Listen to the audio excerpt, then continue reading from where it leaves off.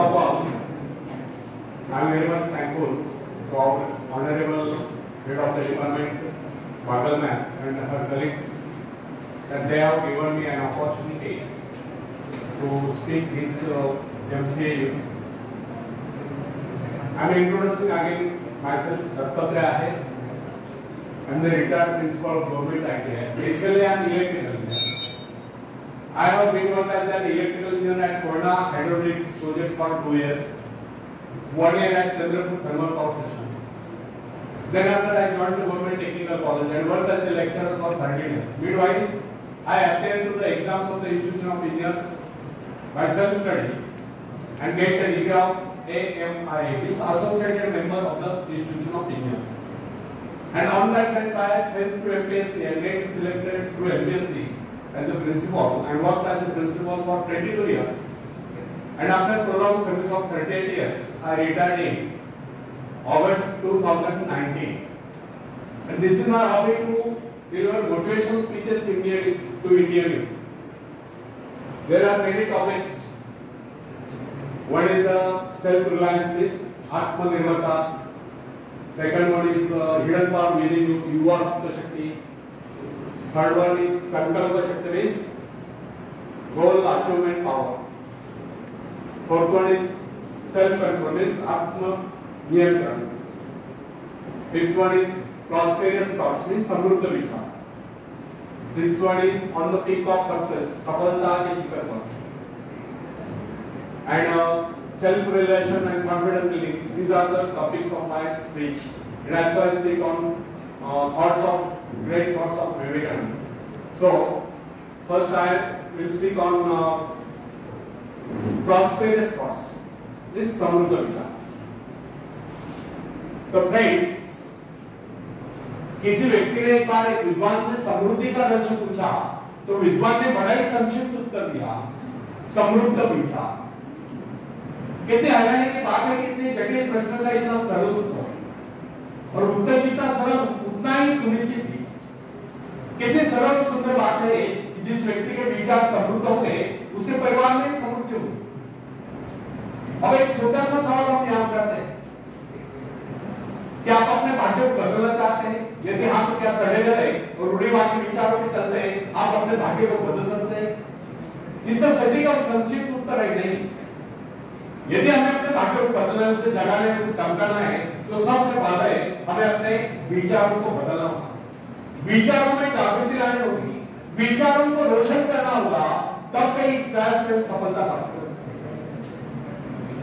Friends, किसी भी आदर्श को क्रियात्मक रूप देने के लिए आवश्यक है कि आप उस आदर्शात्मक ध्येय को अपने व्यक्तित्व का हिस्सा बनाओ। यदि आपका ध्येय अथवा आदर्श आपके साथ बना रहे तो इससे आपको प्रेरणा प्राप्त होती है। आपने देखा होगा कुछ ब्रह्म भक्त अपने इष्ट की मूर्ति सदैव अपने साथ रखते हैं, मूर्ति या कोई चित्र सदैव अपने साथ रखते हैं। ये क्या है? ये अपने इष्ट की स्मृति सदैव अपने साथ बनाए रखने की प्रेरणा है। इसी तरह हमें भी अपने कर्तव्य एवं लक्ष्य का ध्यान सदा बनाए रखना चाहिए। अपने ध्यान को इधर उधर बिखरने से शक्तियों का ह्रास होता है। यदि आग से शीशे पर बनने वाली किरणें एक ही स्थान पर केंद्रित की जाए तो वे इतने प्रभावशाली होते कि उनसे आग पैदा हो सकती है, जबकि अव्यवस्थित और बिखरी हुई अवस्था में वे किरणें इतने प्रभावशाली सिद्ध नहीं होते। इसका भी यही कारण है कि जब वे किरणें एक ही स्थान पर होते हैं तो उनके संपूर्ण शक्ति का लक्ष्य एक केंद्र बिंदु होता है। फ्रेंड्स, लक्ष्य साधन के लिए एकाग्रता बहुत आवश्यक है। इधर उधर के अनावश्यक कार्य में लगकर व्यक्ति अपनी क्षमता को नष्ट कर देता है। यदि व्यक्ति का आदर्श स्पष्ट रूप से उसके सामने बना रहे तो इससे उसे प्रेरणा प्राप्त होती है। इसलिए समृद्ध बनने के लिए आवश्यक है कि हमारे मन में निरंतर समृद्ध बनने के विचार बने रहें। यह विचार हमें अपने आदर्श को बनने के लिए प्रेरित करते रहेंगे और हम सजग एवं जागरूक रहकर अपने आदर्श और लक्ष्य प्राप्ति के लिए प्रयत्नशील रहेंगे। सजग रहने से व्यक्ति का भी अवसर नहीं चुकता है। जिस कार्य की सदैव याद बनी रहती है, स्मृति बनी रहती है, जिसके विषय में व्यक्ति सोचता ही रहता है, उसको लेकर नए नए रास्ते में उसके सामने आते रहते हैं। फ्रेंड्स, यह सृष्टि बड़ी विशाल और अनंत है।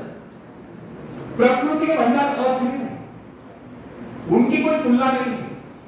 और प्रकृति का, निसर्ग का ऐसा भी कोई नियम नहीं उसके उस भंडार पर किसी एक का अधिकार, उस पर सबका समान अधिकार है। मगर उस खजाने को पाने के दावेदार सभी नहीं, उसे पाने के दावेदार वही लोग हैं जो उत्साही है, जिनमें हिम्मत है, उत्साह है, जो आत्मविश्वासी, जिनमें कुछ न्याय करने की क्षमता है। अकर्मण्य, निरीह, मूढ़ या डरपोक या आलसी लोगों को न तो उसे पाने का अधिकार है, ना ही वे उसे पा सकते हैं। यह तो उसे नहीं जिसने अपने भीतर शक्ति को जान लिया। फ्रेंड्स, यदि आप इस सृष्टि का अध्ययन करेंगे तो आपको पता चलेगा यह सृष्टि शक्ति के सूक्ष्म सूत्रों में बंधी है। इस प्रकार धीरे धीरे आप अपने हृदय की महान शक्ति की उपस्थिति को समझने लगोगे। अब आप आपको कभी हताश न कर सकेंगे, वे आपको अपने अंधकार में जाल में फंसाने में समर्थ होंगे। हमारी संस्कृति का संदेश भी यही है कि आप अपने व्यक्तिगत चेतना को जितना विस्तृत करेंगे, अपने आप में महान स्फूर्ति का अनुभव करते जाएंगे। पर ब्रह्म के साथ तादात्म्य स्थापित करने वाले स्फूर्तिदायक चेतना ही वास्तव में सुख है, और एक चेतना के क्षीण होने का नाम ही दुख है। यदि सुख सृष्टि से एकाकार होने से उत्पन्न होता है, तो दुख सृष्टि से विच्छिन्न एवं विलग होने से उत्पन्न होता है। फ्रेंड्स, जो व्यक्ति अपने आप को सृष्टि की इस विशाल चेतना का अंश मानकर नहीं चलता, उसे ऐसा प्रतीत होता है कि संसार में अकेला, अनंत अस्तित्वपूर्ण समुद्र में भटकती हुई एक इकाई है, एक नाव है। अकेलेपन का यह विचार व्यक्ति को असहाय और बेसहारा बना देता है। वो अपने अस्तित्व को क्षुद्र समझ लेता है, वो अपने आप को नितांत असहाय अनुभव करता है। इस प्रकार की परिस्थिति में ही दुख का जन्म होता है।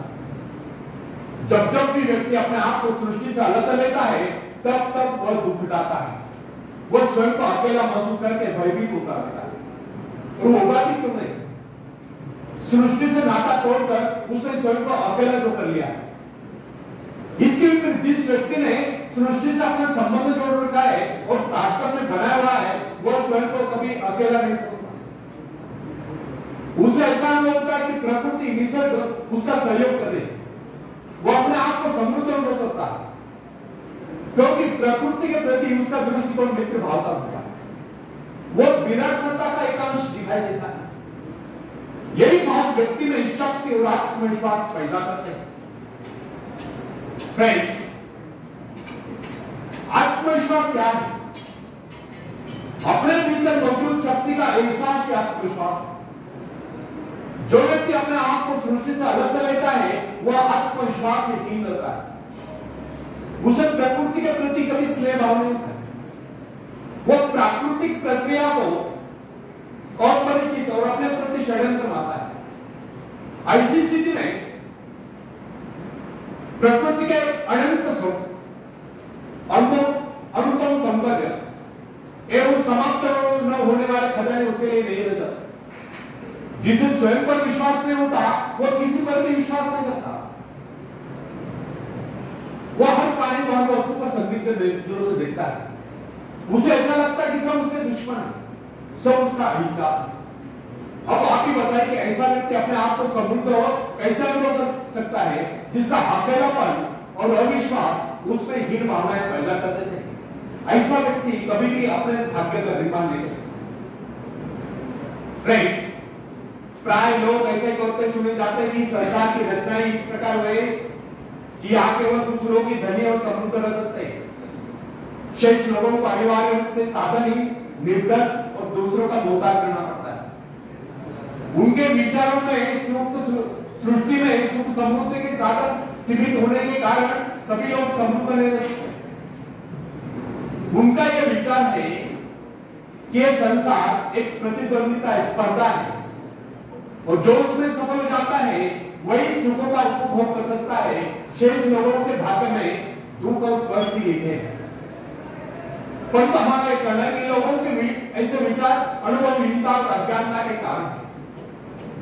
प्रकृति ने तो अपने भंडार सभी के खोल रखे। आप ऐसा क्यों सोचते कि आप भाग्यहीन हैं और भाग्यहीन रहोगे? इस प्रकार की मिथ्या धारणा का आदर लिया हुआ। जब प्रभु ने इस सृष्टि की रचना की तो मनुष्य के लिए येथे साधन नहीं मिळत आहे, पण पैसा सोडना कदापि उचित नहीं। वस्तुतः प्रभु ने इस सृष्टि को अत्यंत संपन्न और सब प्रकार से पूर्ण बनाया है। मनुष्य की आवश्यकताओं की पूर्ति के सभी पदार्थ इस धरती पर उपलब्ध है। यदि कोई इस निधि का प्रयोग नहीं कर पाता है तो उसमें उस सृष्टि निर्माता का क्या दोष है? विधाता ने तो अपनी रचना संपूर्ण बनाई है, यदि कोई उसे ग्रहण करने में असमर्थ है, आनाकानी करता है, आलोचना में पड़ा रहता है, तो वह जगन्यता क्या कर सकता है? आखिरी पेज प्लीज, अटेंशन हियर। कहावत प्रसिद्ध है, आप घोड़े को पानी तक ले जा सकते हैं या पानी लाकर घोड़े के सामने रख तो सकते हैं, परंतु उसे पीने के लिए विवश नहीं कर सकते। यदि घोड़े को प्यास लगे है तो पानी पीकर प्यास तो उसे शांत करनी होगी। अपनी गर्दन को झुकाकर पानी में वो मोह तो उसे डालना होगा। प्रकृति को दोषी ठहराने में और वास्तविकता में कितनी भिन्नता है इसकी एक उदाहरण याद रखिए। अन्न जीवन की सबसे आवश्यक वस्तु है। शरीर रूपी भट्टी के लिए वो ईंधन का काम करता है। संसार में निर्धनों की प्रमुख समस्या दो की रोटी है। कुछ लोगों का यह कहना है कि अन्न की कमी है क्योंकि धरती उतनी उपजाऊ है, खेती के लिए इतने साधन नहीं, समय नहीं, परंतु यह धारणा निर्मूल है क्योंकि कृषि विशेषज्ञों का यह कहना है कि आज भी विश्व में बहुत सी भूमि बिना जुती पड़ी है क्योंकि अभी तक उस भूमि में खेती नहीं हुई, इसलिए उसके प्राकृतिक उर्वरकत्व नैसर्गिक सुपीकता अभी तक उसमें सुरक्षित है। यदि कृषि विशेषज्ञों का तो यह भी कहना है अगर इस सारी भूमि का सही ढंग से उपयोग किया जाए तो अन्न की कुल उपज 2 गुना नहीं तो कम से कम 1.5 गुना अवश्य हो जाए। फ्रेंड्स, व्यक्तिगत जीवन की बात छोड़िए, सभ्यता के इतिहास का अध्ययन करने पर आपको यह मालूम हो जाएगा कि प्राचीन काल में लोग अपने घरों को प्रकाशित करने के लिए चर्बी का प्रयोग किया करते थे। आप यह भी जानते होंगे कि यह चर्बी हवेल मछलियों की शरीर से निकाली जाती है। एक दिन लोगों को ज्ञात हुआ कि हवेल मछलियों की कमी पड़ गई। ऐसी स्थिति में चर्बी का भयंकर संकट उपस्थित हुआ, परंतु औषधता आविष्कार की जगह शोध की जगह उसी के साथ साथ मिट्टी के तेल का भी आविष्कार। अब कुछ दिन पहले वैज्ञानिकों ने घोषित कर दिया कि मिट्टी के तेल की मात्रा भी सीमित है और इस बात की पूरी संभावना है कि कुछ वर्षों में मिट्टी के तेल की कुएं सूख जाए। इससे लोग एक बार फिर चिंतित हो गए क्योंकि उस काल में शक्ति का मुख्य साधन तेल ही था जिससे कल कारखाने और अन्य अनेक प्रकार के वाहन चलते थे।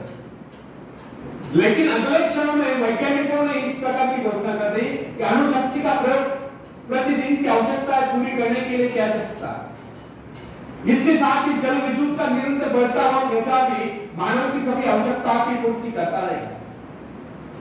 आजकल तो सोलर एनर्जी पर बड़ा रिसर्च हो रहा है, पवन चक्कियों का इस्तेमाल बड़े पैमाने पे हो रहा है। इस तरह प्रकृति के अक्षय भंडारों और मनुष्य की चमत्कारपूर्ण आविष्कार प्रवृत्ति के अनेक उदाहरण इस तथ्य की पूर्ति करते हैं यदि व्यक्ति उत्साही और सावधान हो उसके लिए संसार में किसी चीज की कोई कमी नहीं।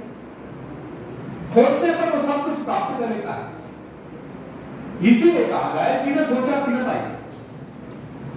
फ्रेंड्स, मनुष्य को भ्रम होता है कि उसने बहुत कुछ कर लिया, बहुत कुछ पा लिया है और वो प्रकृति के स्रोत खाली हो गए, किंतु ये उसकी भूल है, वो भ्रम में गिरा। वास्तविकता तो यह है कि मनुष्य ने अभी तक विश्व के एक अंश पर ही विजय प्राप्त की। पता नहीं अभी तक पृथ्वी के गर्भ में कितने खजाने अछूते दबे पड़े। यह विशाल ब्रह्मांड और इसका यह अंतहीन घेरा मनुष्य की प्रतिभा के लिए भयंकर चुनौती। वैज्ञानिक न्यूटन ने गणित संबंधी नियमों द्वारा इस संसार की विशालता का अनुमान लगा लेने के बाद कहा था मैं तो अभी तक एक अथांग सागर के तट पर खड़ा हूं और किसी अबोध बालक की तरह आयु पर खाद छाने पर गई मेरे हाथ केवल कुछ सिपियां ही लगी। न जाने इस ब्रह्मांड सागर के ध्रुव तले न जाने कितने करोड़ों करोड़ों माणिक मोती बिखरे हुए पड़े जिनकी हमें अभी भी तलाश है।